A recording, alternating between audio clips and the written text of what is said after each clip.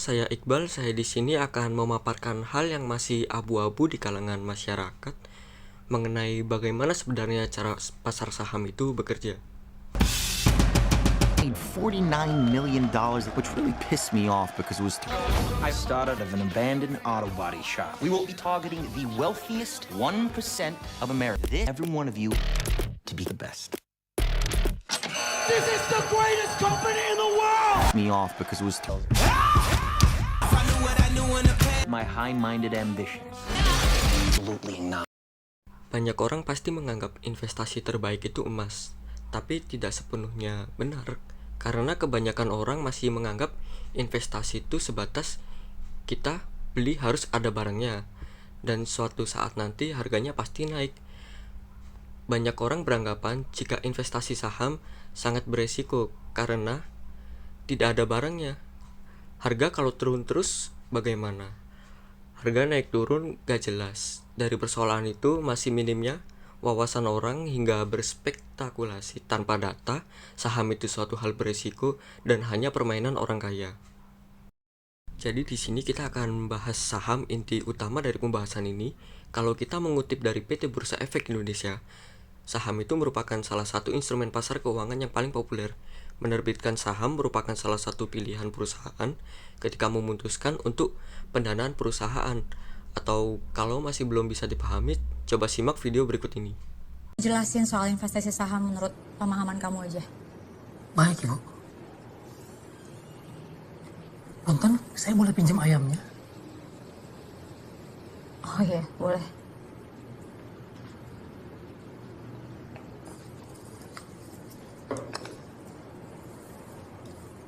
Ibu bayangin, ayam ini adalah duit. Jadi saham ibaratnya ibu nitipin ayam ke peternakan untuk disuruh kerja. Nanti peternak akan bagi hasil sama ibu sesuai dengan perjanjian awal. Semakin besar ayam yang ibu titipin ke peternakan, semakin besar juga kepemilikan ibu terhadap peternakan itu. Tapi ibu teh harus hati-hati, dicek dulu dari awal apakah peternakannya teh bagus, sehat, dan selama ini bagaimana peternakannya, untung atau rugi. Kalau kita lihat dari cuplikan film Gampang Cuan tadi, dapat disimpulkan kalau saham itu bukti kepemilikan modal sebuah perusahaan. Sebenarnya pasar saham atau pasar modal dapat diibaratkan seperti pasar pada umumnya. Investor adalah pembeli yang datang untuk transaksi. Di dalamnya banyak perusahaan yang menjual produk atau saham. Tapi yang menjadi pertanyaan, kenapa sih harga saham itu bisa naik banget atau bahkan turunnya gila-gilaan?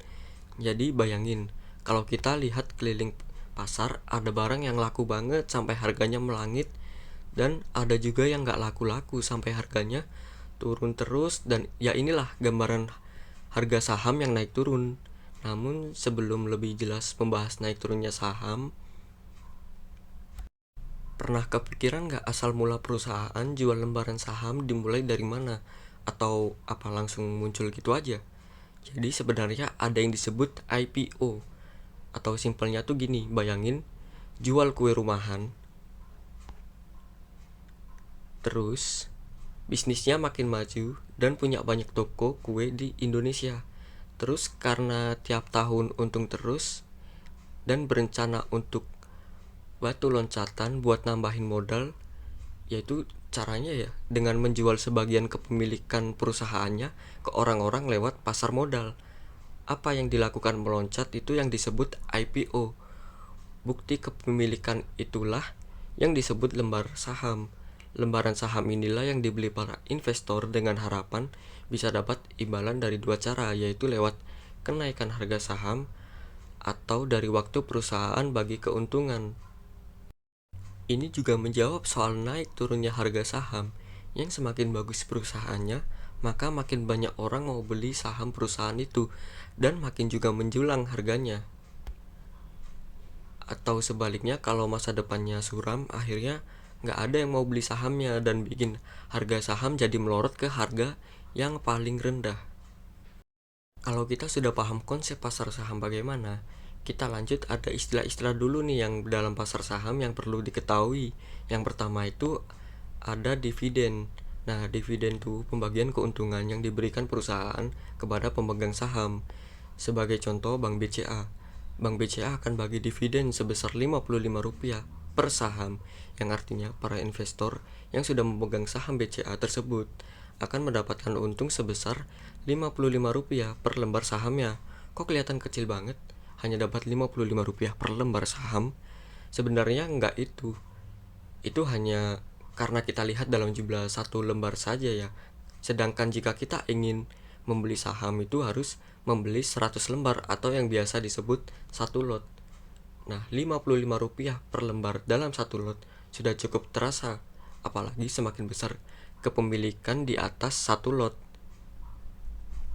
Nah, kedua ada istilah capital gain. Jadi, para investor yang mendapat keuntungan lewat kenaikan harga saham, selisih harga beli dan harga jual, itu yang disebut capital gain. Jadi, contoh nih, investor membeli saham ABC dengan harga per saham 3.000, kemudian menjualnya dengan harga 3.500 per saham. Yang berarti pemodal tersebut mendapatkan capital gain sebesar Rp500 untuk setiap saham yang dia jual. Lalu yang kedua, ada istilah dari kebalikan capital gain itu, yaitu capital loss, suatu kondisi di mana investor menjual saham lebih rendah dari harga belinya. Misalnya nih, saham PT XYZ yang dibeli dengan harga 2.000 per saham, kemudian harga saham tersebut mengalami penurunan hingga mencapai Rp1.400 per saham. Karena takut harga saham tersebut akan terus-terusan menurun, investor menjual pada harga 1.400 sehingga mengalami kerugian sebesar Rp600 per saham. Nah, itu yang disebut capital loss. Jadi dia rugi Rp600 per lembar sahamnya. Setelah pembahasan yang cukup panjang, ada satu lagi yang belum kita bahas, yaitu BI atau PT Bursa Efek Indonesia. Jadi, BI itu adalah bisnis. Setiap kita jual beli saham, pasti pakai jasa mereka. Fun fact menarik dari BI, setiap kali investor rugi di saham, BI masih tetap untung. Mungkin yang menjadi pertanyaan, kok bisa? Sebelum menjawab itu, Bursa Efek Indonesia mendapatkan laba bersih Rp673 miliar di tahun 2024. Jadi Bursa Efek Indonesia itu sebenarnya bisnisnya simple.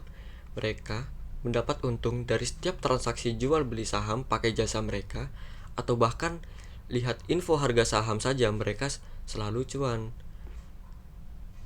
Total pendapatan Bursa Efek Indonesia di tahun 2024 menyentuh hingga Rp2,82 triliun atau naik sekitar 13% dibanding tahun sebelumnya. Jadi, fungsi Bursa Efek Indonesia hanya menjadi jembatan untuk mempertemukan pembeli saham dan penjual saham. Mungkin sekian yang dapat saya sampaikan.